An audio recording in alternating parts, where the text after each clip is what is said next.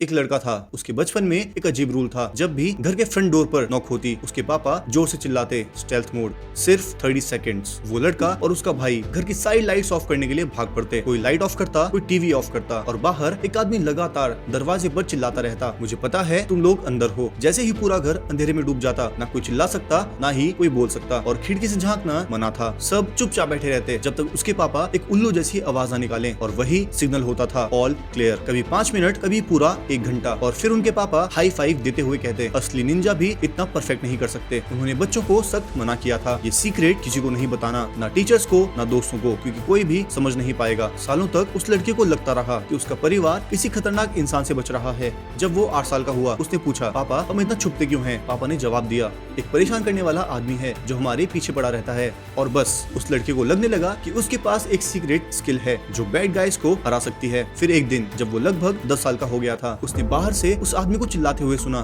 मेरी $20 की बेट वापस कर दो। तब उसने धीरे से पूछा, क्या वो हमारे पैसे चोरी करना चाहता है? पापा ने तुरंत उसे चुप करा दिया, इतना तेज कि वो लड़का डर गया। 12 साल की उम्र में उसने पहली बार रूल तोड़ दिया। उसने पर्दे के पीछे से झांक लिया और जो उसने देखा उसने सब कुछ बदल के रख दिया। बाहर कोई डेंजरस क्रिमिनल नहीं था, बस एक नॉर्मल सा आदमी था, पोलो शर्ट पहने, जो थका हुआ सा लग रहा था। 13 साल की उम्र में उस लड़के ने कहा, मैं दरवाजा खोलकर उसे कह देता हूँ कि हमें अकेला छोड़ दो। ये सुनते ही उसके पापा का सारा रंग उतर गया और पहली बार उन्होंने घबराहट में कहा, नहीं, बिल्कुल भी नहीं। उस दिन के बाद स्टेल्थ मोड एक गेम कम और एक राज ज्यादा लगने लगा। वक्त बीतता गया, 15-16 साल की उम्र तक ये सब बहुत कम हो गया था, लेकिन जब भी नौक आती उसके पापा खिड़की से जरूर झांकते थे और मम्मी सिर्फ सर हिलाकर मुस्कुरा देती थी। फिर एक दिन जब वो लड़का 17 साल का हो गया और वो घर पे अकेला था, दरवाजे पर फिर से नॉक हुई और बाहर से आवाज आई, मुझे पता है तुम अंदर हो। 12 साल हो गए यार। इस बार उस लड़के ने दरवाजा खोल दिया। आदमी लगभग पीछे गिर गया, एक नॉर्मल सा आदमी, हाथ में एक पुराना मुड़ा हुआ कागज। उसने पूछा, तुम्हारे पापा घर पर हैं? फिर कागज दिखाते हुए बोला, मैं उनका कॉलेज रूममेट हूँ। और फिर उसने वो बात बताई जिसे सुनकर सालों पुराना राज खुल गया।